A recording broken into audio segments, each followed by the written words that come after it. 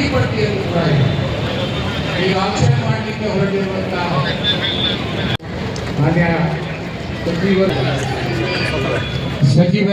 ಮಾನ್ಯ ಸಚಿವರಿಗೆ ನಾವು ಆತ್ಮೀಯವಾದ ಸ್ವಾಗತವನ್ನು ಕೋರಿದ್ದೇವೆ. ದಯವಿಟ್ಟು ಎಲ್ಲರೂ ಕೂತ್ಕೊಳ್ಳಿ.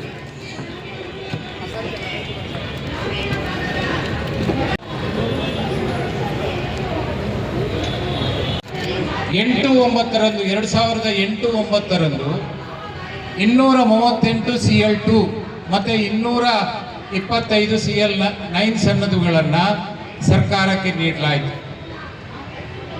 18/5/2009 ಒಂದು ಪತ್ರವನ್ನು ಬರೆದರು. ಈ ಸನ್ನದುಗಳು ನವೀಕರಣ ಆಗದೆ ರಾಜ್ಯದಲ್ಲಿ ಬಾಕಿ ಉಳಿದಿವೆ. ನಾವು ಸಚಿವರಿಗೆ ಕೊಡಬೇಕು, ನಿಮ್ಮ ಎದುರುಗಡೆ ನಿಮಗೆ ಬೈಕ್ ಹೇಳಿದ್ದೀನಿ, ಯಾಕ್ರೆ ಇದನ್ನು ಮಾಡ್ತಿರುತ್ತೆ. ನೀವು ನಮ್ಗೆ ಹೇಳ್ತೀರಿ, ಅದಕ್ಕೆ ಅವರಿಗೆ ಕೂಡ ಹೇಳಬೇಕು. ಅವ್ರಿಗೆ ಯಾಕೆ ಅನ್ಸ್ತೀರಿ? ಯಾರಿಗೆ? ಅವ್ರಿಗೆ ಯಾಕೆ ಅವರು ನಮ್ಮ ಹತ್ರ ಅದನ್ನೇ ಹೇಳೋದು. ನಾನು ಇಷ್ಟು ಅವ್ರಿಗೆ ಯಾಕೆ ಅನ್ಸ್ತೀರಿ? ನಿಮ್ಗೇನು ರೂಪೋಲ್ಸ್ ಇದೆನಾ? ರೂಪೋಲ್ಸ್ ಇರುತ್ತೆ. ನೀವು ನೋಡಿ, ನಿಮ್ಮ ತಪ್ಪುಗಳು ನೀವು ತಿದ್ಕೊಡ್ರಿ. ಅವ್ರು ಯಾವಾಗ ತಪ್ಪು ಮಾಡಿದ್ರೆ ನನಗೆ ಹೇಳ್ರಿ, ಅವ್ರ ಮೇಲೆ ಕ್ರಮ ಕೈಗೊಳ್ತೀನಿ. ನಾ ಇದನ್ನೆಲ್ಲ ಬದಲಾವಣೆ ಎದಕ್ಕೆ ತೊಗೊಂಡು ಬಂದೆ? ಎದಕ್ಕೆ ಬದಲಾವಣೆ ತಂದೆ? ರಿನ್ವಲ್ ಎದಕ್ಕೆ ತೊಗೊಂಡು ಬಂದೆ? ನಾನು ಬಂದಿದ್ದೀನಿ. This is not good. ಯಾಕೆ ಮಾಡ್ತಾಯಿದ್ವಿ ಅಂತ ಅದಕ್ಕೆ ನಿಮ್ದೇನು ಹರಾಜದೇನಿದೆ, ಅದೇನು ತಪ್ಪುಗಳಿದೆ ಅದು ಇಮಿಡಿಯೇಟ್ ನಾನು ಕರೆದು ಮಾತಾಡ್ತೇನೆ. ನಿಮ್ಮನ್ನು ಪ್ರಶ್ನೆ ಬಂದರೆ ನಿಮ್ಮನ್ನು ನಾನು ಕರಿತೇನೆ.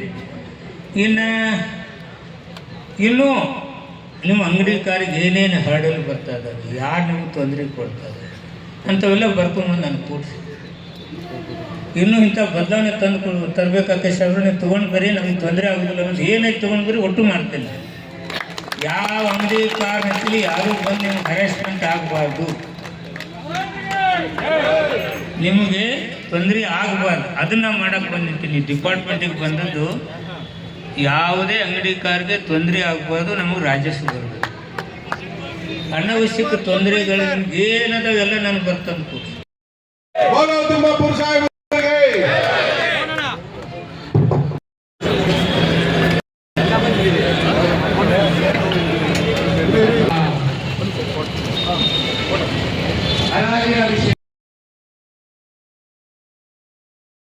ನಾವು ಹಲವಾರು ವರ್ಷಗಳಿಂದ ಬೇಡಿಕೆಗಳನ್ನ ಸಲ್ಲಿಸ್ತಾನೆ ಬಂದಿದ್ದೀವಿ. ಸುಮಾರು 16 ವರ್ಷಗಳಿಂದ ಬೇಡಿಕೆಗಳನ್ನ ಸಲ್ಲಿಸಿದ್ದೀವಿ. ಇವತ್ತವರೆಗೂ ಕೂಡ ಏನೂ ಮಾಡಿಲ್ಲ.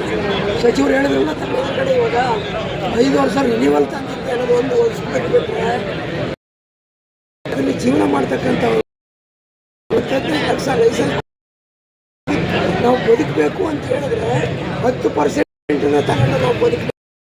ಹಿಂದೆ 20% ಇತ್ತು.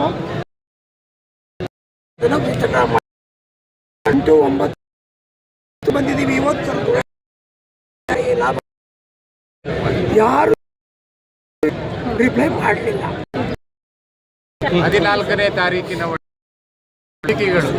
ಮತ್ತು ಇರುವ ಲೋಪದೋಷ ಅಧಿಕಾರಿಗಳೊಂದಿಗೆ ಚರ್ಚೆಯನ್ನು ಮಾಡಿ ಆ ಸಮಸ್ಯೆಯನ್ನು ಅವರು ನಾವು ದೂರನ್ನು ಕೊಡ್ತೇವೆ. ಹಾಗೆ ಹೈಕೋರ್ಟ್ನಲ್ಲಿ ಒಂದು ರಿಟ್ ಪಿಟಿಷನ್ ಅನ್ನು ನಾವು ದಾಖಲಿಸ್ತೇವೆ.